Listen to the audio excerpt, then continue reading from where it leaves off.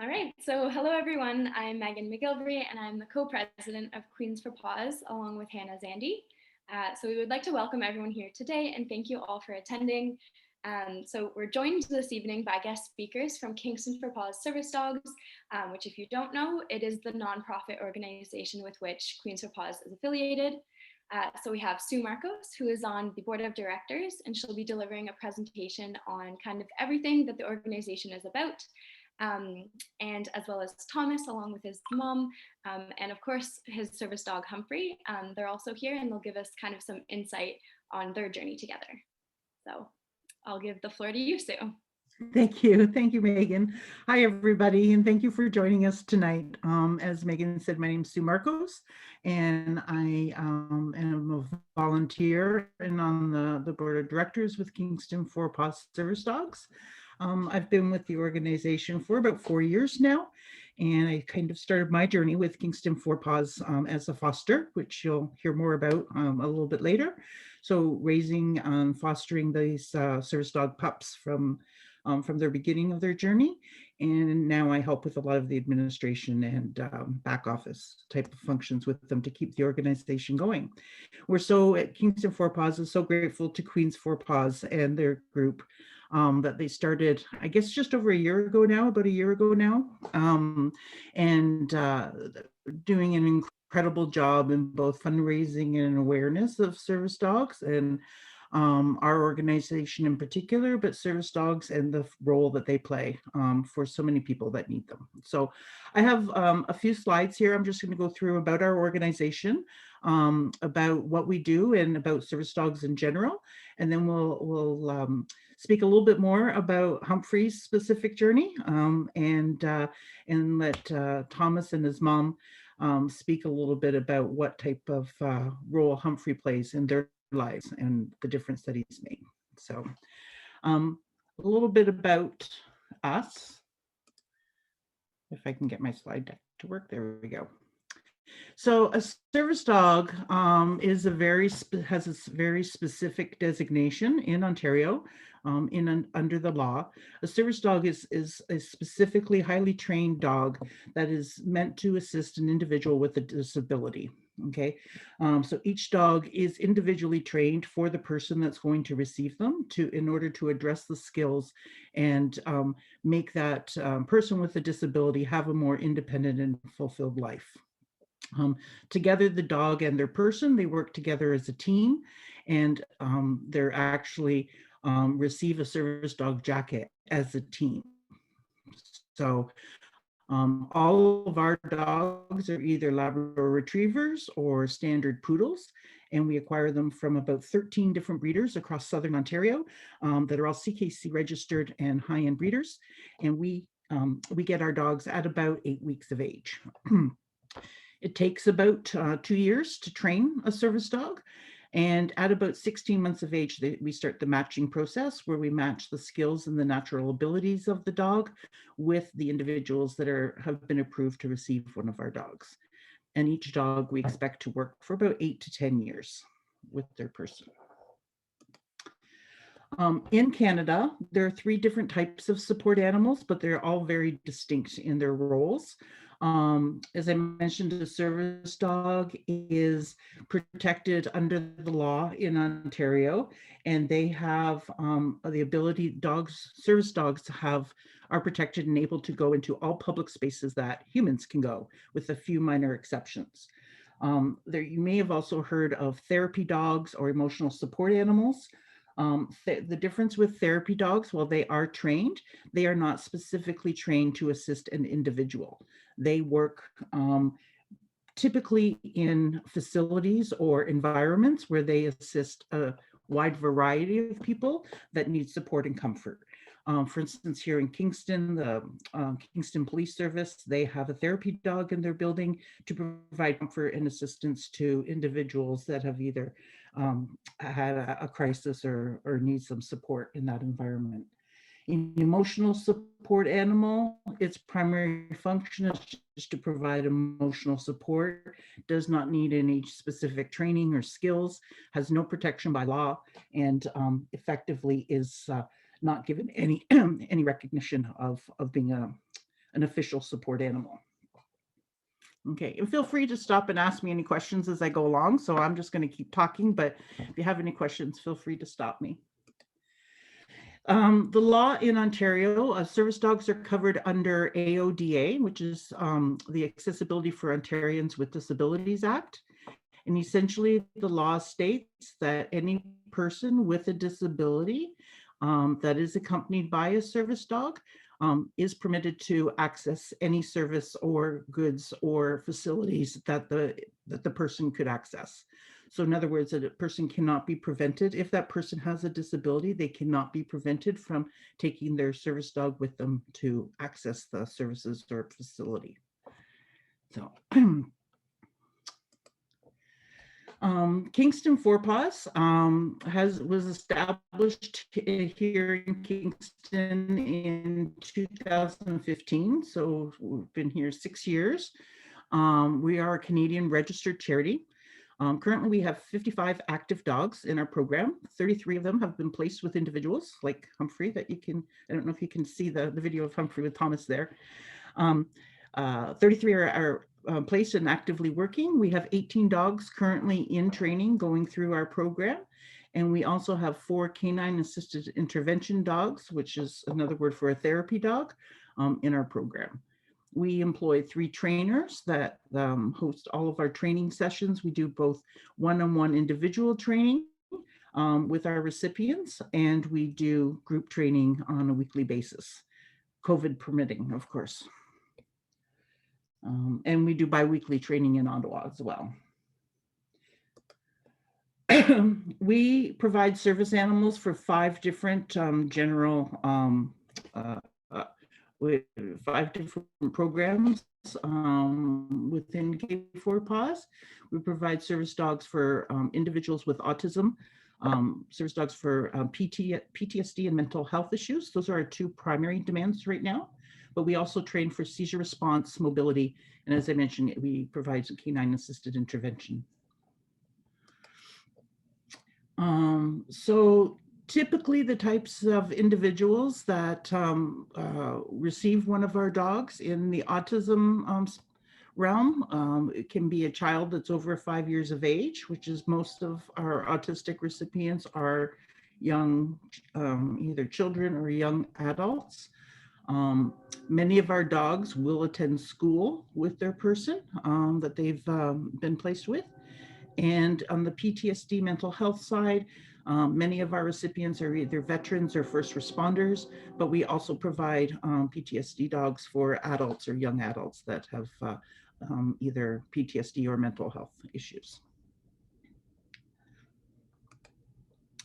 So for autism, some of the challenges on the right-hand side of the slide here, things that an individual with autism will experience are concerns about safety or changes in routine, overstimulation, social interactions. And the way that a service dog will help is, this is a list of different commands that the dog will learn, but things like come visit or pause up to provide that comfort and support and security to an individual with autism.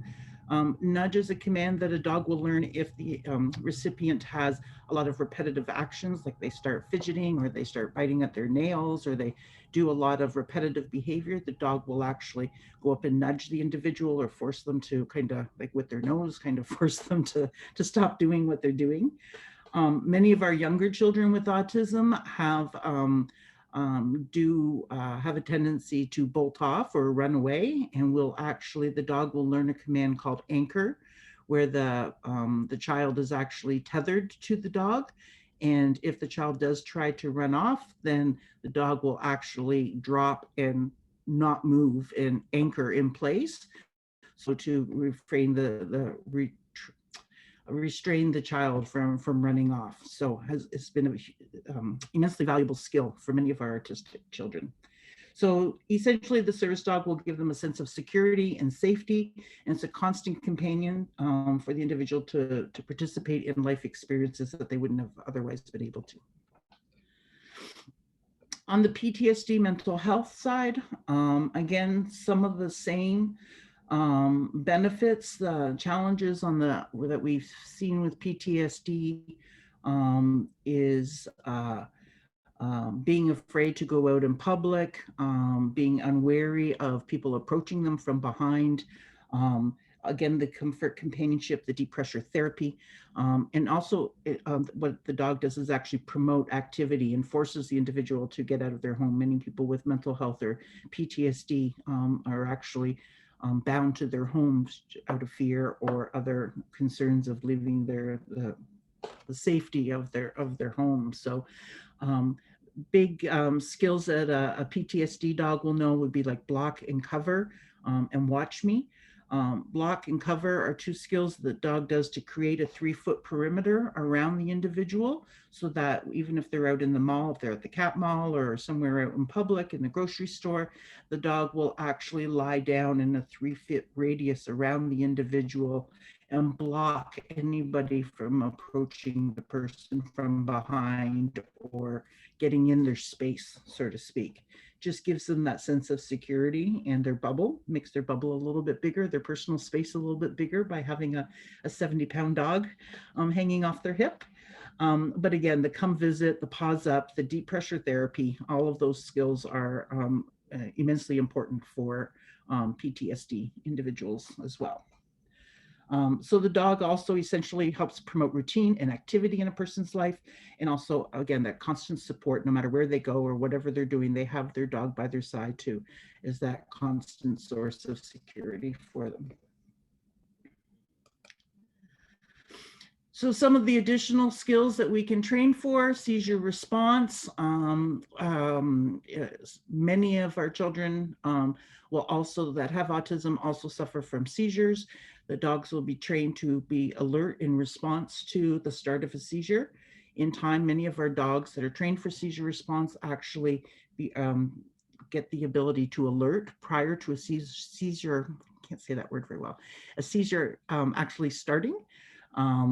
And which is obviously allows the individual to get into a safe space and ensure that somebody's alerted that a seizure is about to start. And then mobility skills, we have several individuals that are bound to a wheelchair or other, and skills like give it and get it, picking cell phones up, keys up, helping pull the jacket sleeves off of a jacket, opening drawers, opening fridges, skills like that, which are trained for these dogs, are day-to-day, everyday tasks that become immensely valuable to those individuals. And as I mentioned, many of our dogs are trained for multiple disabilities. Unfortunately, there isn't a one size fits all that everybody fits into the same category and has the same. So we train each dog individually to meet the specific skills or needs of our recipients. And as I mentioned, the CAI dogs, they're like a facility dog. And so our dogs will work in schools or long-term care facilities or hospitals to provide that comfort and support, but more to a general public. Some myths and misconceptions about service dogs. So some of these you may have heard before. These are things that we hear quite a bit. A lot of people ask us about, are our dogs certified? In Ontario, there's no such thing as certifying a service dog. We provide an accreditation letter to say that we have trained the dog and that we know that the dog has learned these skills. But in Ontario, under the law, it is the individual with the disability that is protected, not the dog. So anyone that carries a card or says that their dog is certified in Ontario, that's not recognized by law. That service dogs are for the blind. Dogs that are trained to assist visual impairments are guide dogs. Service dogs are primarily for disabilities that individuals can't see, aside from mobility dogs, but most service dogs are actually trained for disabilities that aren't visible. Many people, or we've heard comments that people feel that making a dog work or that it's cruel and that they work all the time. And I'm sure Humphrey and Thomas can attest to this, that our dogs do not work all the time. Our dog our dogs are only working when the individual is out in public spaces, while Humphrey will give Thomas some support like in his day-to-day routines, but typically they are not in jacket inside the house. They're only in jacket when they're in public spaces, and that is typically never more than 8 hours or 4 hours in a day, depending on the individual's routine. I know the foster puppies that I had, they were always very pleased to be going with me. Nothing makes a dog happier than to be with his person all the time. And instead of being left home alone, which my 2 pets got very grumpy and very jealous when the service dog was going out with me. Our dogs are very well loved and very well cared for. The service dog can be trained in a couple of months, which is not usually that effective. The training for a service dog is it typically takes anywhere from 18 to 20 months to learn the skills and for the skills to become second nature for the dog. As with any skill that any of us learn, it's the repetitive and the muscle memory and all of that, and it takes time. Someone's lucky to have a service dog. Yes, they are. They're lucky if they have a need and a disability. I would say that they're not necessarily lucky to have had the disability in the first place, but the fact that they are able to have a service dog assist them to live a more fulfilled life is fortunate for them. But I'm sure they would rather not have the need in the first place. And that it's okay to talk to or interact with the service dog just because they're so darn cute. No, that's not true. A service dog out in jacket is always working, whether it's a visible disability or an invisible disability. The dog is always working, and anytime the dog is paying attention to anyone besides its handler or its recipient, means it's not paying attention if it's paying attention to you, means it's not paying attention to the person that needs him. So he's not doing his job. And service dog access is absolute. And again, that's not true. Service dogs are not permissible by law to go into areas where food preparation is taking place. So they're welcome to be in a restaurant in the front of house, but they certainly cannot go into the back of house where the food prep or the cooking is taking place. And any service dog in any space that is not behaving, if it's barking or showing any form of aggressive behavior or any poor manners, for lack of a better word, can be asked to leave, regardless if the person has a disability or not. So it is not an absolute. A service dog has to be trained and has to behave itself at all times in public spaces. And then just really quickly, I'll go through our application process. It is essentially a 2-year process. We take all of our applications for service dogs online through our website, k4paws.ca. The application has to be submitted with medical information so that we can ensure that the applicant is legally entitled to have a service dog, along with 3 references. Once the application's been approved, then our team will perform a home visit to go out and meet the family or meet the individual to determine how a service dog can assist them, if it's a good fit, if the skills that we can train for are skills that would benefit the individual. And then once they've been approved, then they wait for about 18 to 24 months, as I mentioned. But during this period, we have our waitlist families attend our classes, our weekly classes, where they get to know the dogs and get to learn some of the handling skills of how to handle a dog and get comfortable with a service dog at their side. And then their dog will be placed with them. And then after placement, then our trainers continue to support the families and ensure that the dog, not only does the dog keep its skills, but to address any concerns or situations that may arise where the family may have some concerns. So that's throughout the life of the service dog. So living with a service dog is not all sunshine and lollipops all the time, which I'm sure Thomas can talk about, but it is still a dog.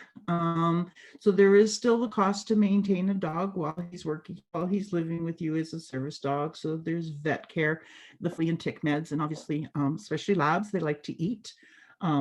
And they also like toys and treats. And so depending on how many toys and treats you like to give your dog, it would be about $1,500 to $2,000 a year in annual costs.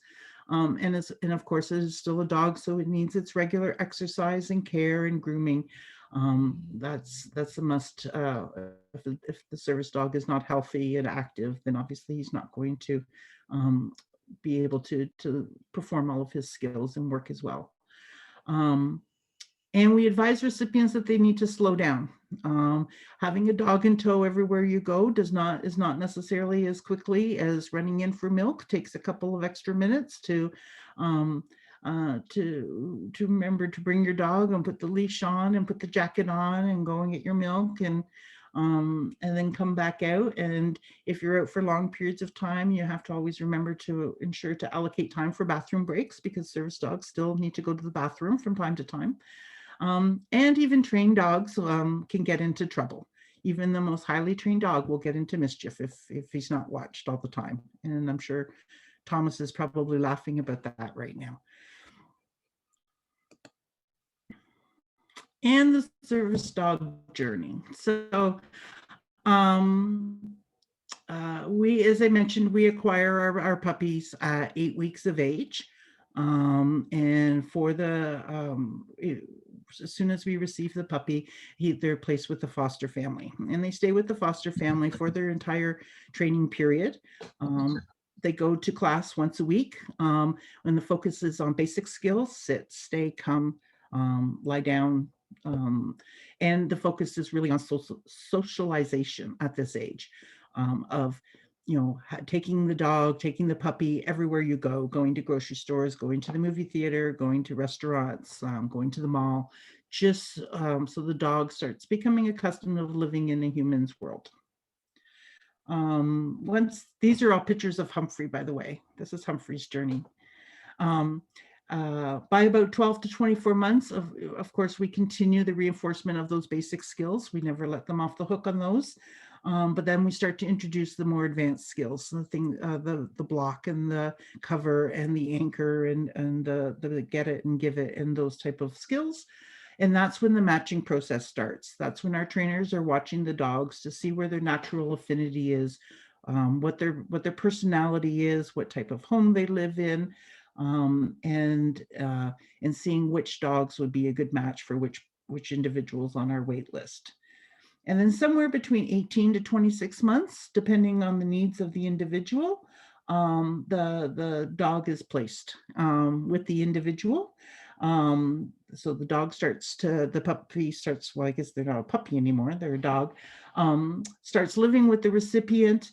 They start doing bonding, attending classes, and then they take the recipient and the dog perform a public access test, which is really a test to ensure that the dog and the recipient knows how to handle the dog in a public space, and is able to be a service dog. So that's when the puppy loses his puppy and training jacket and receives his full-fledged service dog jacket, and then they continue to work for about 8 to 10 years, as I mentioned. So that's all I got.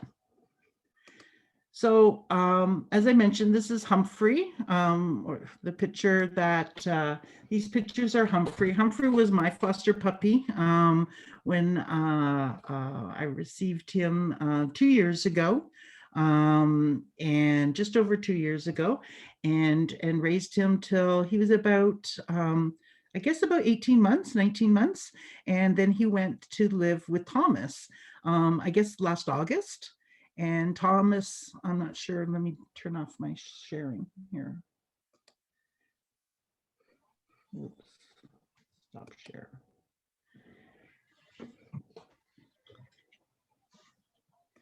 Hi, Thomas. Can you hear us, Sue?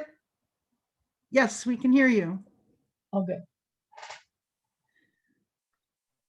So I did Humphrey's first part of his life, but once Humphrey had learned all of his skills, Humphrey was matched with Thomas.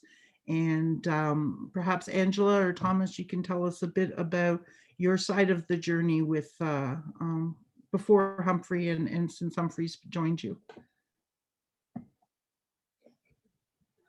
Hi, everyone. I'm Angela, I'm Thomas's mom. He's just being a little shy right now. We got this beautiful dog from Kingston, Paws. Mind you, it was scary. He's a really big dog. My son has had a lot of issues in his past. He's autistic. He has medical needs. He has seizures. He has an implanted heart monitor. And as parents, we're terrified to leave Thomas alone. And Thomas is now 18. So imagine being 18 and never getting to do anything independently. This dog not only gave Thomas his independence, it gave my husband, John, and I our independence, actually our whole family. We've actually gone out now a few nights and left Thomas alone with the dog, and everything's been just fine. We've had Humphrey take Thomas to the movies pre-COVID. It's a shame that COVID happened while, Thomas was just starting to get out in the world with Humphrey, but it did allow Thomas to go a little slower, which is what Thomas needed. But in the whole process, Kingston Paws was just wonderful with us. The application process was scary, just because it was a big, long form. We had to get doctors to fill it out. You're always wondering, is my son qualified to look after a dog? It's a dog. You don't want to hurt the dog. I had the same reservations that Sue talked about. Like, it's cruel to make a dog work and that, but it's really not now that Humphrey's come to live with us. When Humphrey first came that first night, I was terrified because here's this 100-pound lab. Sue was a little conservative on the 70-pound lab. My son is 6'3", and so the 100-pound lab is perfect for him. Dog walks as slow as Thomas, and he saunters, and he's just beautiful. They were actually a good match. But when he came to live with us, I was thinking, oh, we can't do this, we can't do that, we shouldn't pet him, all those things that you're worried about. And then, once he started bonding with Thomas and he started playing with Thomas, when he started taking Thomas out into the world, everything just made more sense for us. One of the things that Sue did not mention, which was surprising to me, was when we would go out, I always had to allocate a spot in the car for Humphrey. He takes up 2 spots. So we were always planning around, oh yeah, we're taking Humphrey, so we need to take 2 cars to get everybody there where we have to go. So those kind of logistics had to be worked out. Feeding a service dog, he's very regimented. He demands to be fed every 12 hours, regardless. We've never had a lab before, so that was a big shocker. He's requires a lot of exercise. We try and walk him as much as we can. That's difficult for Thomas, so we've adapted, and Thomas plays ball with Humphrey a lot. We had just brought Humphrey in from playing ball just prior to the Zoom meeting, but he's really acclimatized to playing ball and bonding with Thomas. Humphrey, within the first little while, started going to appointments with Thomas, and I would take Thomas because he doesn't drive yet. And I snapped a picture of Thomas sitting in the doctor's office at KGH during COVID, and he's there all by himself with the dog, just sitting there waiting for his appointment, and he's not stressed at all. And for me, that was the moment I really realized that, oh my God, my son has some independence from us. And that was huge for us. That day, Thomas went into his appointment and came out, and I realized I was just a taxi. And that was good for me because Thomas, being 18, he wants that. Thomas has seizures. Now, I don't know the level of seizure response Thomas was trained, or Humphrey was trained for, or if any, because that wasn't our chief need for Humphrey. But Humphrey is so in tune with Thomas naturally that Humphrey now alerts us before Thomas gets into trouble. He's been, I would say, 95% accurate when Thomas is going to go down.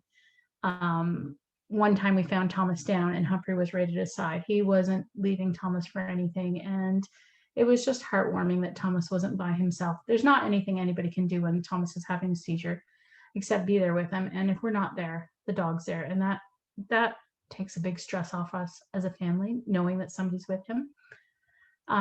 Thomas has this little tiny implanted heart monitor that's in his chest, and Kingston, the Hotel Dieu telemetry department monitors it.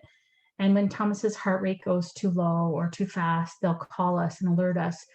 And the one night, Humphrey let a bark out, which is a little abnormal for Humphrey. And we got up to see what was going on, and Thomas was already up, and he was querying me what was up. And I said, I don't know, maybe there's a coyote or something in the neighborhood.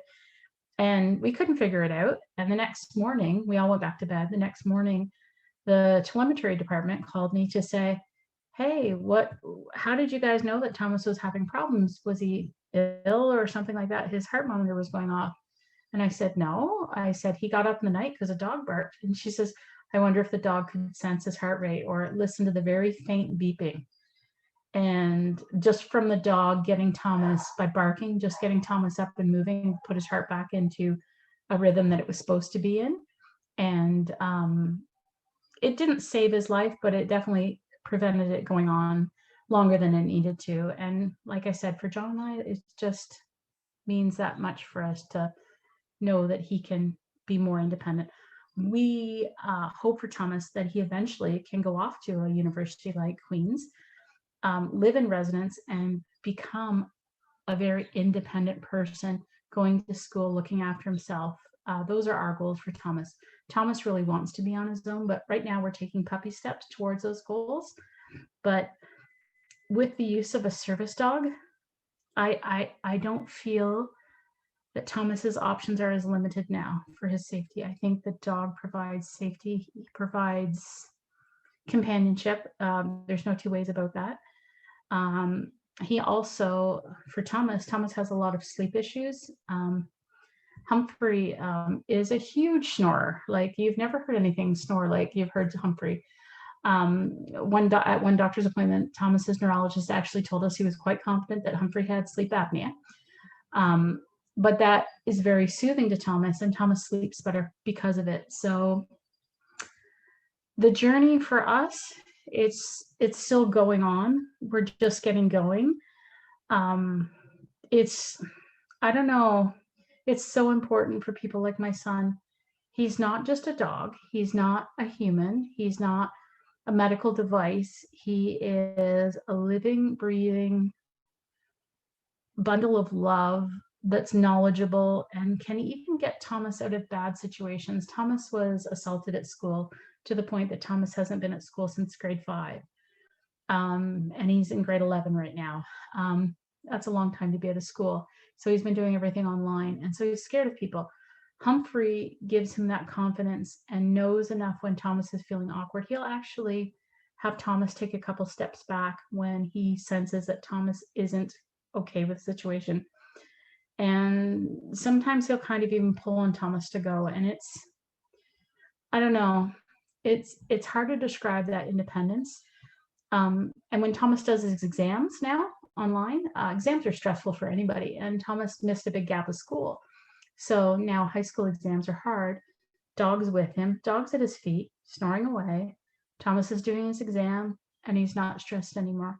Before, he would literally take 4 hours to write a 1-hour exam because he just had to take so many breaks and he was so nervous, and he didn't perform well because he was so stressed about the exam that he didn't have time just to enjoy it and share the knowledge that he'd learned.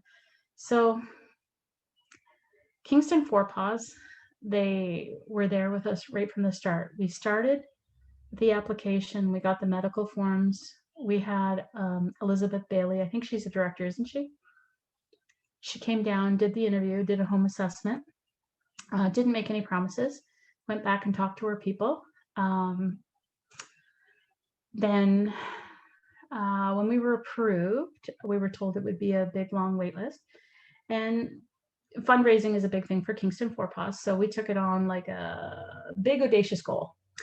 During COVID, fundraising is difficult. So my friend donated some empties to us to get Thomas going. Her daughter played hockey and had been saving empties for a year, and with hockey season stopping because of COVID, she said, here, take these for Thomas. And we snapped one little picture of Thomas lifting a case of beer out. And my friend shared it on a yard sale site. And the next thing I know, I want to say we were $12,000, Sue, were we? $12,000 we raised in about 14 days bottle driving. It was insane.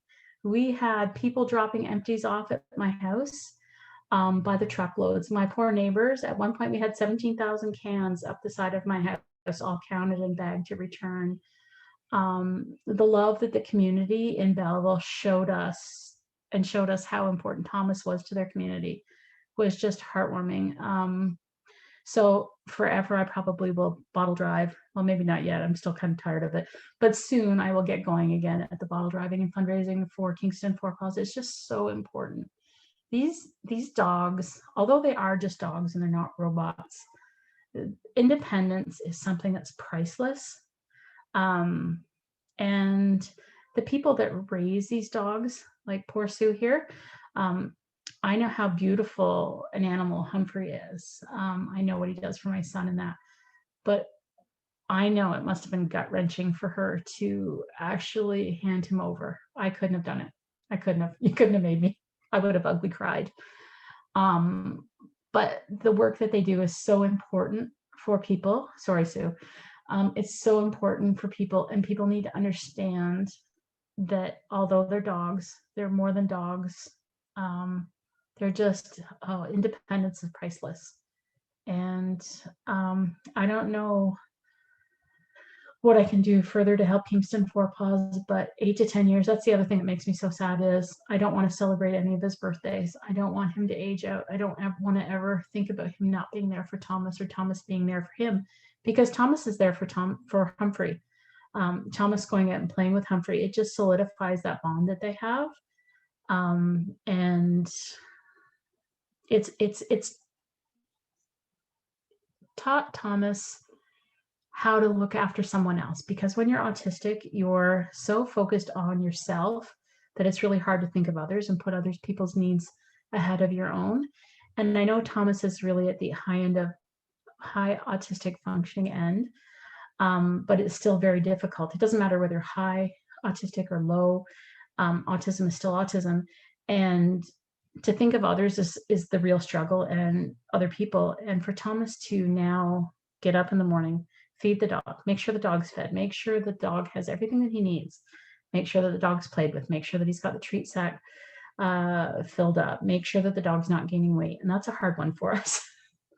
We don't have a big treat expense because they've cut us off treats because we have a dog with a bit of a problem. He's hard not to give a treat to. So that's your problem, not mine. So we're now just giving him kibble, but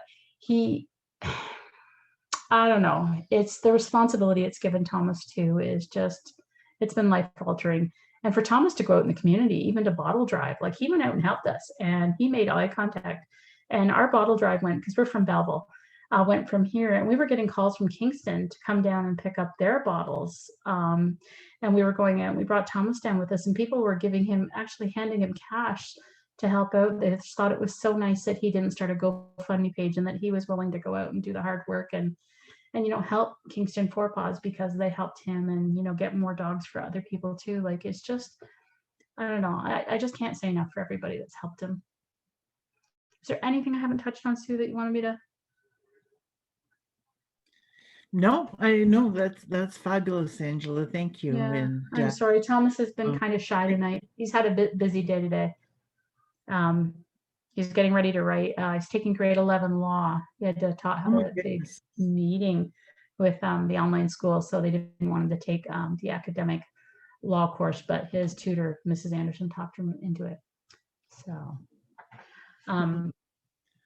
yeah. Will Humphrey do a pause up for us? Tom? Or is he? He's kind of just mellow. I'm going to just pan down him if I can figure out this. He's not quite in full snore mode, but I know Thomas is kind of shy with his dog. The one thing I wanted to tell you, there's one more thing I wanted to say. Oh, the struggle is real with people wanting to pet the service dog. It's a real problem. I almost wish there was a sign I could hang on Thomas as well. Um, the one good thing about people wanting to pet the service dog, most people ask, which is really good. I would say 95% of people ask, and then like I have to actually get defensive on the other 5%. Like I kind of just step in front of them. But it does get people talking to Thomas. And once they ask him questions, he's able to tell them all about Humphrey, and he's able to share what he wants or he chooses to, because some people aren't as comfortable as Thomas talking about why he has a service dog. Thomas normally has the gift of the gab, but poor Humphrey, he's just a little tired right now. He's been out playing ball, and the other dogs are out playing ball right now. And yeah, he's like a teenager. He didn't want to come in. Yeah. Service dogs, don't pet them. I'm serious. If you can get people to respect that, that's the best thing. That's the hardest thing we overcome every day. But Kingston Paws, oh, that's the other thing. The support they've given to us is if we have any problems with him, they've been there at a phone call. Like within 10 minutes, if we have something, what's up? They'll call, Humphrey's doing this or Humphrey's not doing this, and they help us overcorrect it. Now, I do miss the weekly sessions because they were not only good for Humphrey and Thomas, they were good for me just to keep his commands crisp. So I am missing that right now. So I will be happy when everything can get up and rolling again. But for right now, we've got to keep everything the way it is and everybody's safe. But yeah. Thank you, Angela. No problem. I'm wondering, Megan, if there are any questions from the group, just being cognizant of everyone's time, but perhaps if people have questions for Angela or for myself. Yeah, we can definitely open up to questions if anyone has any, throw them out there. I have a question. Angela, I don't know if you said that you had other dogs. We do. How does Humphrey interact with your other dogs, and what's the dynamic with that?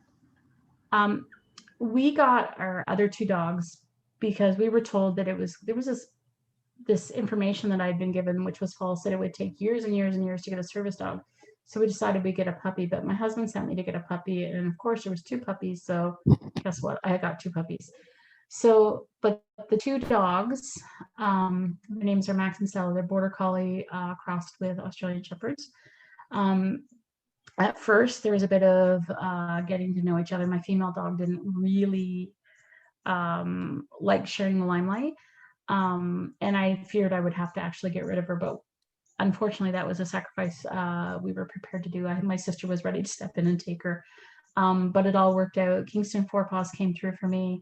They sent a trainer in, the trainer introduced the dogs, and she said, just let it go, it'll work itself out. And she's absolutely right.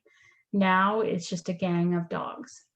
But I do have a problem that my other dogs, my house dogs, they are very jealous when Humphrey goes in jacket and he's going out and getting to go in town, and they're not.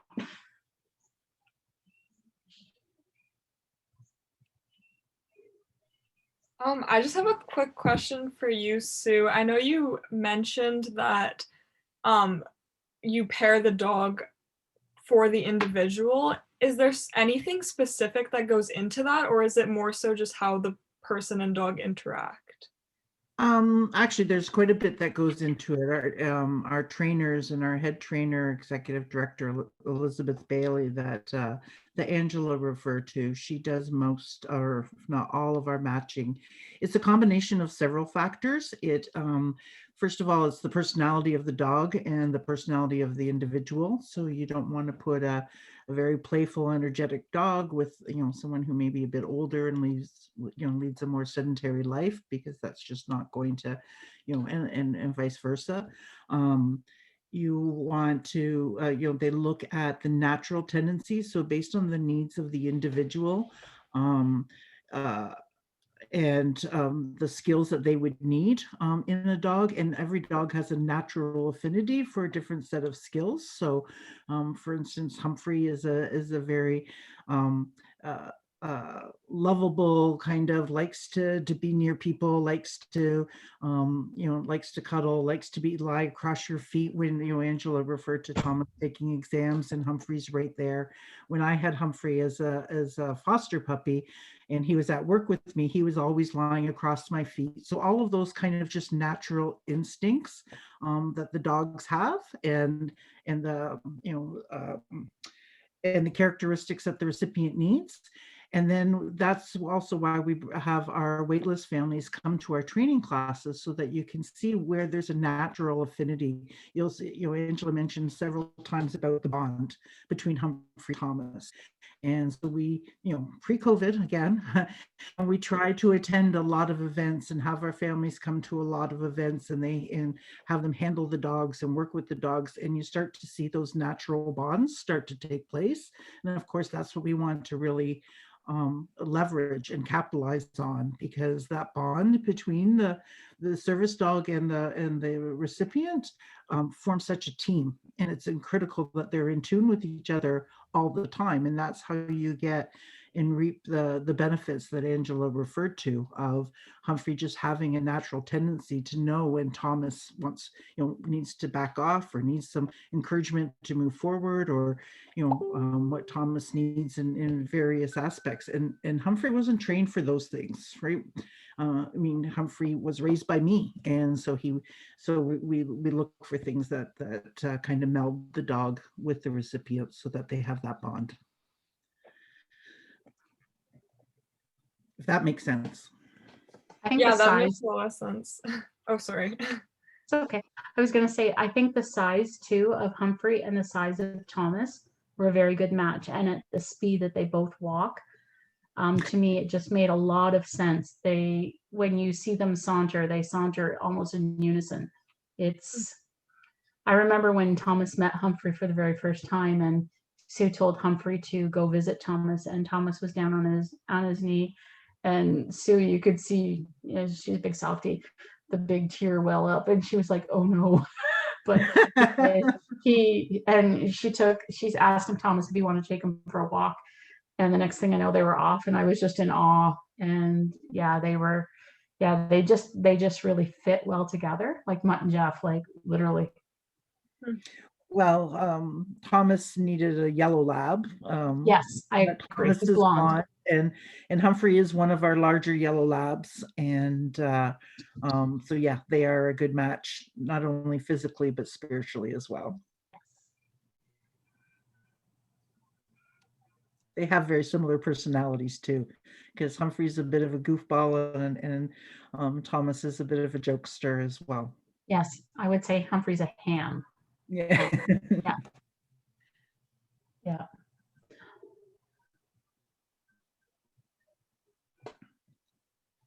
So this is kind of more of a direct question, but are there any plans to get the training with the service dogs going again?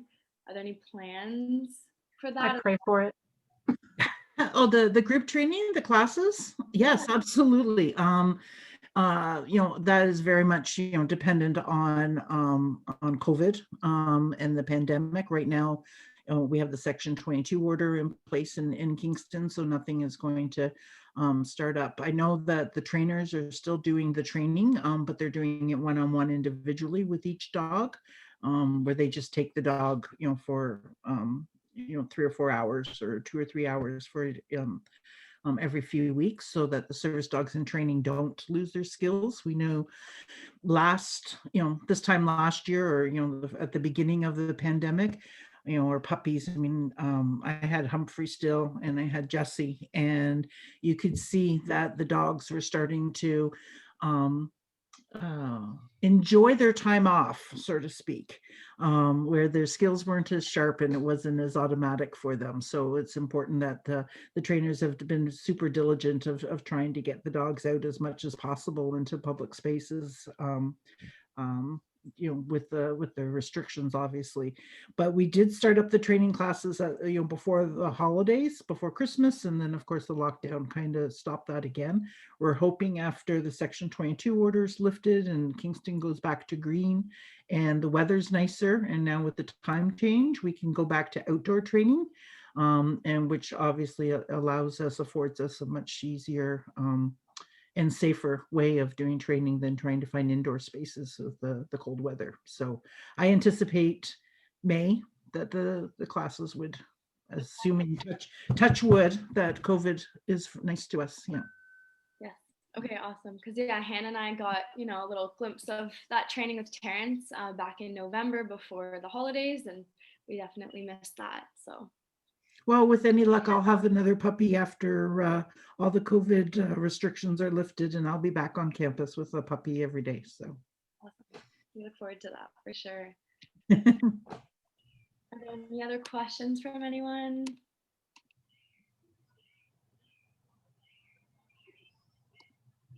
Anything to add? I do have one little thing. Yeah. Thomas, when Thomas was in the hospital, October, him and Humphrey and his father went into hospital. Therapy dogs are not allowed to be brought into the hospital because of the COVID restrictions. And on the floor where Thomas was, because he was on pediatrics, because it was before his 18th birthday, and they actually asked Thomas, because Thomas was in because he was having stomach issues, and it was good for Thomas to get up and walk, which the doctors were encouraging him. But they actually asked Thomas if he was comfortable enough to actually take Humphrey and go visit a child that was dying in the hospital. So although as hard as it was for Thomas to go in and see, it was very valuable for Thomas to go and do that. And Humphrey instinctively went over to that hospital bed and let that girl rub her hands in his fur. And although I wasn't there, my husband was just all choked up about it. The staff was so thankful, and so were her parents, that Thomas allowed his dog to go in there. So there is a great need right now, and it's so awful that people everywhere are being cut off because of COVID, and the animals that do, and not just, well, not that he's just a service dog, but the therapy dogs, and are all being so affected. It's just so sad that people aren't able to have access to them. So I just wanted to let you know that. Yes, no, thank you for that. That's incredible that Thomas was able to have such a big impact on someone, and Humphrey. Yeah. Yep, it was more Humphrey. It goes to show both of their characters. That's amazing. Yeah. All right, so if there's no further questions or anything that anyone wants to add, I would like to say a huge thank you to Sue and to Thomas and to you, Angela, for taking the time tonight to share this knowledge with us and give us just kind of some insight on this journey with Humphrey. I can definitely say that we've all benefited immensely from this information, and we always do our best to kind of educate everyone that we can, and we'll take all of this information and use that to continue to advocate for service dogs. So, oh, that's good. On behalf on all of us here at Queens for Paws and everyone that attended tonight, truly thank you. Thank you. We thank you, Humphrey. That was his little send off. Yeah. There's a neighbor dog barking. All right. Thanks, everybody. Thank you for having us. Thank you for all the work you do. Yeah, thank you guys so much. It's really appreciated. Take care, everybody. Okay. Bye-bye.